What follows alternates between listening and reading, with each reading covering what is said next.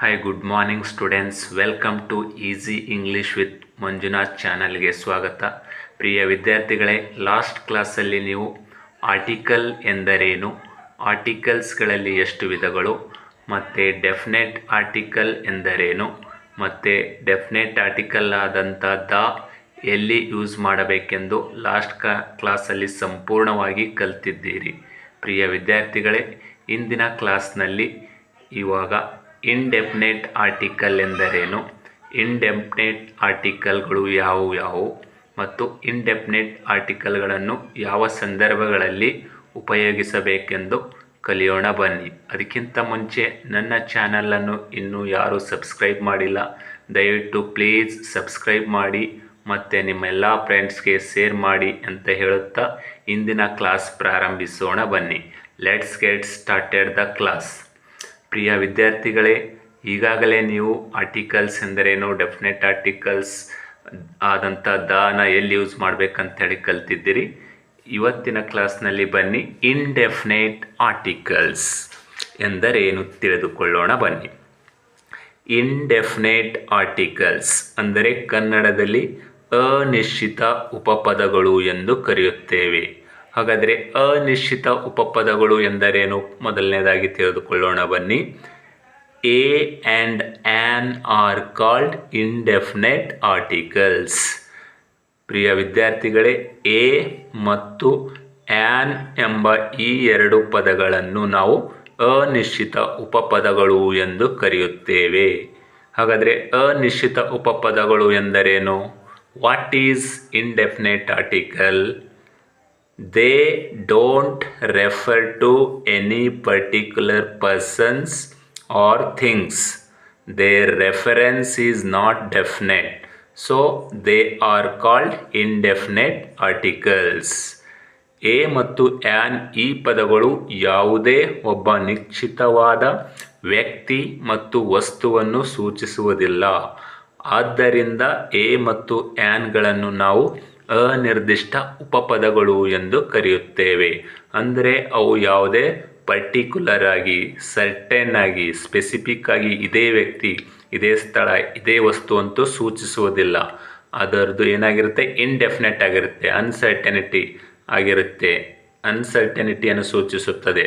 ಆದ್ದರಿಂದ ಎ ಮತ್ತು ಆ್ಯನ್ಗಳನ್ನು ಇಂಡೆಫಿನೆಟ್ ಆರ್ಟಿಕಲ್ಗಳೆಂದು ಕರೆಯುತ್ತೇವೆ. ಯಾವುದೇ ನಿರ್ದಿಷ್ಟ ವ್ಯಕ್ತಿ ಮತ್ತು ವಸ್ತುಗಳನ್ನು ಸೂಚಿಸದೇ ಇರುವ ಪದಗಳಿಗೆ ನಾವು ಅನಿರ್ದಿಷ್ಟ ಉಪಪದಗಳು ಎಂದು ಕರೆಯುತ್ತೇವೆ. ಪ್ರಿಯ ವಿದ್ಯಾರ್ಥಿಗಳೇ, ಅನಿರ್ದಿಷ್ಟ ಉಪಪದ ಇಂಡೆಫಿನೆಟ್ ಆರ್ಟಿಕಲ್ ಅಂದರೆ ಏನಂತೇಳಿ ಇವಾಗ ಗೊತ್ತಾಯಿತು ಅಂತ ಅಂದ್ಕೋತೀನಿ. ಇವಾಗ ಬನ್ನಿ, ಹಾಗಾದರೆ ಇಂಡೆಫಿನೆಟ್ ಆರ್ಟಿಕಲ್ಗಳು ಯಾವ್ಯಾವು? ಎ ಮತ್ತು ಆ್ಯನ್ಗಳನ್ನು ನಾವು ಇಂಡೆಫಿನೆಟ್ ಆರ್ಟಿಕಲ್ ಎಂದು ಕರೆಯುತ್ತೇವೆ. ಹಾಗಾದರೆ ಇಂಡೆಫಿನೆಟ್ ಆರ್ಟಿಕಲ್ ಆದಂಥ ಎ ಅನ್ನು ಯಾವ ಸಂದರ್ಭದಲ್ಲಿ ಉಪಯೋಗಿಸಬೇಕೆಂದು ತಿಳಿದುಕೊಳ್ಳೋಣ ಬನ್ನಿ. Use of article A. ಎನ ಉಪಯೋಗ. The article A is used before the countable singular common nouns that begin with non-vowel sounds. ಪ್ರಿಯ ವಿದ್ಯಾರ್ಥಿಗಳೇ, ಎ ಎಂಬ ಅನಿಶ್ಚಿತ ಉಪಪದವು ಕೌಂಟೇಬಲ್ ಸಿಂಗ್ಯುಲರ್ ಕಾಮನ್ ನೌನ್ಸ್, ಎಣಿಸಲು ಬರುವ ಏಕವಚನ ರೂಢನಾಮ ಪದಗಳ ಜೊತೆಗೆ ಎ ಎಂಬ ಅನಿಶ್ಚಿತ ಉಪಪದವನ್ನು ಉಪಯೋಗಿಸಲಾಗುತ್ತದೆ. That begins with non vowel sounds. ಆ ಒಂದು ಸಿಂಗ್ಯುಲರ್ ಕಾಮನ್ ನೌನು ನಾನ್-ವೊವೆಲ್ ಸೌಂಡಿಂದ ಪ್ರಾರಂಭವಾಗಿರಬೇಕು. ನಾನ್-ವೊವೆಲ್ ಸೌಂಡ್ ಅಂದರೆ ಕಾನ್ಸೊನೆಂಟ್ ಸೌಂಡಿಂದ ಪ್ರಾರಂಭವಾಗಿರಬೇಕು. ಅಂದರೆ ವ್ಯಂಜನ ಧ್ವನಿಯಿಂದ ಪ್ರಾರಂಭವಾಗುವ ಏಕವಚನ ರೂಢನಾಮ ಪದಗಳ ಜೊತೆಗೆ ನಾವು ಎ ಎಂಬ ಅನಿಶ್ಚಿತ ಉಪಪದವನ್ನು ಬಳಸುತ್ತೇವೆ. ಅಂದರೆ singular common noun. Singular common noun ಅಂದರೆ ರೂಢಿಯಿಂದ ಬಂದಂಥ ಹೆಸರುಗಳ ಜೊತೆಗೆ ಅದು ಸಿಂಗ್ಯುಲರ್ ಆಗಿರಬೇಕು. ಅಂದರೆ ರೂಢಿಯಿಂದ ಬಂದಂಥ ಹೆಸರುಗಳಂದರೆ ಫಾರ್ ಎಕ್ಸಾಂಪಲ್ ಪೆನ್, ಇದು ಸಿಂಗ್ಯುಲರ್ ಕಾಮನ್ ನೌನ್. ಏಕೆ ಇದು ಸಿಂಗ್ಯುಲರ್ ಕಾಮನ್ ನೌನು? ಇದು ರೂಢಿಯಿಂದ ಬಂದಂಥ ಹೆಸರಾಗಿದೆ. ಅದೇ ಥರ ಸ್ಕೂಲ್, ಅದು ಸಿಂಗ್ಯುಲರ್ ಕಾಮನ್ ನೌನ್. ಅದೇ ಥರ ಬಸ್, ಸಿಂಗ್ಯುಲರ್ ಕಾಮನ್ ನೌನ್. ಅದೇ ಥರ ಚೇರ್, ಇವೆಲ್ಲ ಸಿಂಗ್ಯುಲರ್ ಕಾಮನ್ ನೌನ್ಸ್ಗಳು, ಅಂದರೆ ರೂಢಿಯಿಂದ ಬಂದಂಥ ಹೆಸರುಗಳಾಗಿವೆ. ನಾವು ಇಂಡೆಫಿನೆಟ್ ಆರ್ಟಿಕಲ್ ಆದಂಥ ಎ ಅನ್ನು ನಾವು ರೂಢಿಯಿಂದ ಬಂದಂಥ ಕಾಮನ್ ನೌನ್ಗಳ ಜೊತೆಗೆ ಉಪಯೋಗಿಸಬೇಕು. ಅದು ಸಿಂಗ್ಯುಲರ್ ಆಗಿರಬೇಕು. ಸಿಂಗ್ಯುಲರ್ ಅಂದ್ರೆ ಒಂದೇ ಆಗಿರಬೇಕು, ಏಕವಚನವಾಗಿರಬೇಕು. ಬಹುವಚನ ಕಾಮನ್ ನೌನ್ಸ್ಗಳ ಜೊತೆಗೆ ಬಳಸಲಾಗುವುದಿಲ್ಲ. ಫಾರ್ ಎಕ್ಸಾಂಪಲ್, ಇವಾಗ ಪೆನ್ಸ್ ಇದ್ದರೆ ಅಲ್ಲಿ ಯಾವುದೇ ಆರ್ಟಿಕಲ್ಸ್ನ ಯೂಸ್ ಮಾಡಬಾರ್ದು. ಅದಕ್ಕೋಸ್ಕರ ಅದು ಸಿಂಗ್ಯುಲರ್ ಕಾಮನ್ ನೌನೇ ಆಗಿರಬೇಕು ಮತ್ತು ಅದು that start with non vowel sounds, ಅಂದರೆ ವ್ಯಂಜನ ಧ್ವನಿಯಿಂದ ಪ್ರಾರಂಭವಾಗಿರಬೇಕು. ಪ್ರಿಯ ವಿದ್ಯಾರ್ಥಿಗಳೇ, ಕ್ಲಿಯರ್ ಆಗಿ ಸ್ಪಷ್ಟವಾಗಿ ಕೇಳಿ. ವ್ಯಂಜನ ಧ್ವನಿಯಿಂದ ಪ್ರಾರಂಭವಾಗಿರುವ ರೂಢನಾಮ ಪದದ ಜೊತೆಗೆ ಎ ಯನ್ನು ಬಳಸಬೇಕು. ಫಾರ್ ಎಕ್ಸಾಂಪಲ್ ನೋಡಿ, ನಿಮಗೆ ಗೊತ್ತಾಗುತ್ತೆ. ಉದಾಹರಣೆಗೆ ಎ ಬಸ್. ಎ ಬಸ್ ಅಂದರೆ ಇಲ್ಲಿ ಬಸ್ ಅನ್ನೋದು ಒಂದು ಕಾಮನ್ ನೌನ್ ಆಗಿದೆ. ಅದಕ್ಕೋಸ್ಕರ ಬಸ್ ಅನ್ನೋದು ಇದು ಸಿಂಗ್ಯುಲರ್ ಕೂಡ ಇದೆ, ಏಕವಚನ ಇದೆ, ಇದು ಒಂದೇ ಇದೆ. ಅದಕ್ಕೋಸ್ಕರ ಇಲ್ಲಿ ಎ ಬಸ್ ಅಂತೇಳಿ ಯೂಸ್ ಮಾಡಿದ್ದೇವೆ. ಅದೇ ಥರ ಎ ಕಾರ್. ಕಾರ್ ಅನ್ನೋದು ಒಂದು ಕಾಮನ್ ನೌನ್, ಅದಕ್ಕೋಸ್ಕರ ಎ ಕಾರ್ ಅಂತೇಳಿ ಯೂಸ್ ಮಾಡಿದ್ದೇವೆ ಮತ್ತು ಒಂದೇ ಇದೆ ಅದು.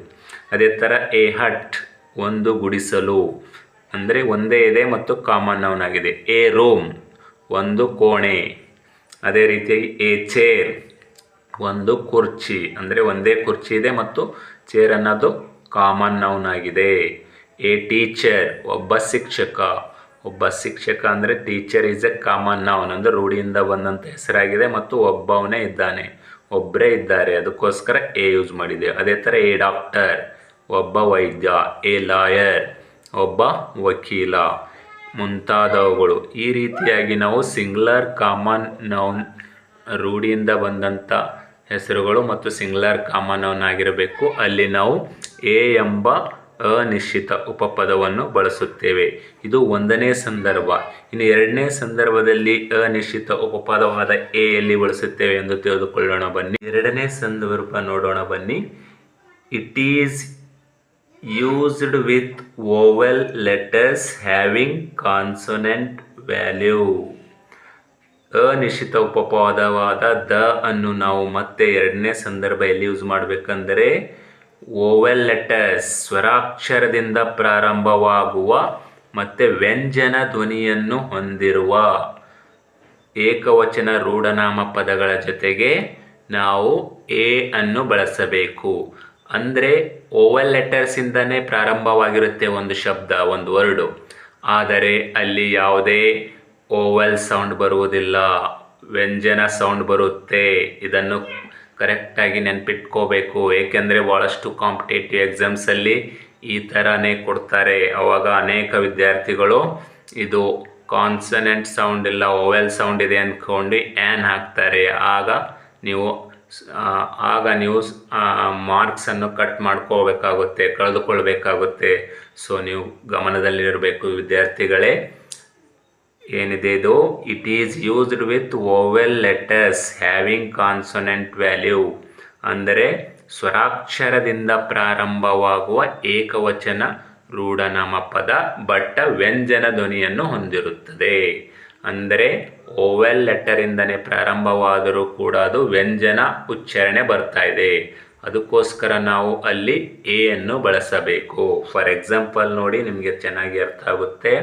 Example, A unit. A unit ಅಂದರೆ ಇಲ್ಲಿ ಯು ಓವೆಲ್ ಇದೆ, ಓವೆಲ್ ಇದ್ದರೆ ಆ್ಯನ್ ಯೂಸ್ ಮಾಡಬೇಕಿತ್ತು. ಬಟ್ ಇಲ್ಲಿ ಎ ಯುನಿಟ್ ಅಂತ ಬರ್ತಾ ಇದೆ. ಯಾಕೆಂದರೆ ಇಲ್ಲಿ ಯಾವುದೇ ಸ್ವರ ಧ್ವನಿ ಬರ್ತಾ ಇಲ್ಲ, ಸ್ವರ ಉಚ್ಚಾರಣೆ ಬರ್ತಾ ಇಲ್ಲ. ಯೂನಿಟ್ ಅಂದಾಗೆ ವ್ಯಂಜನ ಉಚ್ಚಾರಣೆ ಬರ್ತಾ ಇದೆ, ಅದಕ್ಕೋಸ್ಕರನೇ ಎ ಯೂಸ್ ಮಾಡಿದ್ದೇವೆ.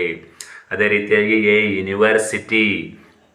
ಎ ಯೂನಿವರ್ಸಿಟಿ ಅಂದಾಗ ಇಲ್ಲೂ ಕೂಡ ಯೂನಿವರ್ಸಿಟಿ ಅಂದರೆ ಕಾನ್ಸನೆಂಟ್ ಸೌಂಡ್ ಬರ್ತಾ ಇದೆ, ವ್ಯಂಜನ ಉಚ್ಚಾರಣೆ ಬರ್ತಾ ಇದೆ. ಅದಕ್ಕೋಸ್ಕರನೇ ನಾವು ಇಲ್ಲಿ ಎ ಯೂನಿವರ್ಸಿಟಿ ಎಂದು ಹಾಕಿದ್ದೇವೆ. ಅದೇ ಥರ ಎ ಯುಟಿಲಿಟಿ, ಇಲ್ಲೂ ಕೂಡ ವ್ಯಂಜನ ಉಚ್ಚಾರಣೆ ಬರ್ತಾ ಇದೆ. ಅದಕ್ಕೋಸ್ಕರ ನಾವು ಎ ಯುಟಿಲಿಟಿ ಎಂದು ಎಯನ್ನು ಬಳಸಿದ್ದೇವೆ. ಅದೇ ಥರ ಎ ಯುರೋಪ್, ಇಲ್ಲೂ ಕೂಡ ಇಲ್ಲಿ ವ್ಯಂಜನ ಉಚ್ಚಾರಣೆ ಬರ್ತಾ ಇದೆ, ಸ್ವರದಿಂದ ಪ್ರಾರಂಭ ಆದರೂ ಕೂಡ ವ್ಯಂಜನ ಉಚ್ಚಾರಣೆ ಬರ್ತಾ ಇದೆ, ಅದಕ್ಕೆ ಎ ಯೂಸ್ ಮಾಡಿದ್ದೇವೆ. ಅದೇ ಥರ ಎ ಯೂಸ್ಫುಲ್ ಥಿಂಗ್, ಇಲ್ಲೂ ಕೂಡ ಯೂಸ್ಫುಲ್ ಥಿಂಗ್, ಇಲ್ಲೂ ಕೂಡ ವ್ಯಂಜನ ಧ್ವನಿ ಬರ್ತಾ ಇದೆ. ಓವೆಲ್ಲಿಂದ ಪ್ರಾರಂಭ ಆಗಿದೆ ಬಟ್ ವ್ಯಂಜನ ಧ್ವನಿ ಬರ್ತಾ ಇದೆ. ಅದಕ್ಕೋಸ್ಕರ ನಾವು ಎ ಅನ್ನು ಬಳಸುತ್ತೇವೆ. ಅದೇ ಥರ ಎ ಯೂನಿಫಾರ್ಮ್, ಇಲ್ಲೂ ಕೂಡ ವ್ಯಂಜನ ಧ್ವನಿ ಬರ್ತಾ ಇದೆ. ಎ ಯೂನಿಫಾರ್ಮ್, ಅದಕ್ಕೋಸ್ಕರ ನಾವು ಎ ಅನ್ನು ಬಳಸಿದ್ದೇವೆ.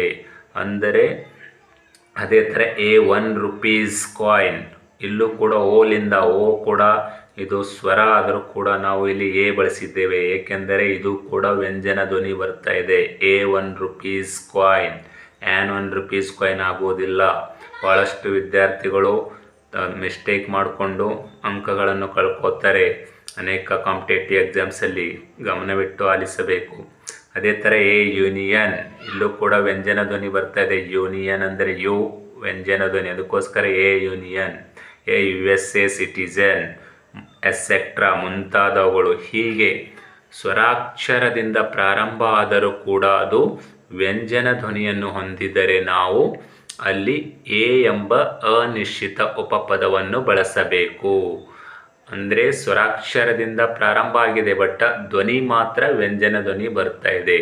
ಯಾವಾಗಲೂ ಎ ಎಂಬ ಅನಿಶ್ಚಿತ ಉಪಪದ ಅದರ ಸೌಂಡ್ ಏನು ಬರ್ತಾ ಇದೆ ಅದರ ಆಧಾರ ಮೇಲೆ ನಾವು ಎ ಯೂಸ್ ಮಾಡಬೇಕಾ ಅಥವಾ ಆ್ಯನ್ ಯೂಸ್ ಮಾಡಬೇಕಾ ಎಂದು ನಾವು ಡಿಸೈಡ್ ಮಾಡಬೇಕಾಗುತ್ತೆ. ಯಾಕಂದರೆ ಸ್ವರಾಕ್ಷರ ಧ್ವನಿ ಬಂದರೆ ಆ್ಯನ್ ಯೂಸ್ ಮಾಡಬೇಕು, ವ್ಯಂಜನಾಕ್ಷರ ಧ್ವನಿ ಬಂದಿತ್ತಂದರೆ ಎ ಯೂಸ್ ಮಾಡಬೇಕು. ಎಲ್ಲ ಸ್ವರಾಕ್ಷರದಿಂದ ಪ್ರಾರಂಭ ಆದರೂ ಕೂಡ ವ್ಯಂಜನ ಧ್ವನಿ ಬರ್ತಾ ಇದ್ದಾವೆ ಈ ಎಲ್ಲ ಎಕ್ಸಾಂಪಲ್ಸಲ್ಲಿ. ಸೊ ನಾವು ಅದಕ್ಕೋಸ್ಕರ ಅನಿಶ್ಚಿತ ಉಪಪದ ಎ ಅನ್ನು ಬಳಸಿದ್ದೇವೆ. ಇವಾಗ ಎ ಎಲ್ಲಿ ಯೂಸ್ ಮಾಡಬೇಕಂದು ನಿಮಗೆ ಚೆನ್ನಾಗಿ ಅರ್ಥ ಆಗಿದೆ ಅಂತ ಅನ್ಕೋತೀನಿ. ಇವಾಗ ಬನ್ನಿ, ಆ್ಯನ್ ಎಂಬ ಅನಿಶ್ಚಿತ ಉಪಪದ ಎಲ್ಲಿ ಬಳಸಬೇಕೆಂದು ತಿಳಿದುಕೊಳ್ಳೋಣ ಬನ್ನಿ.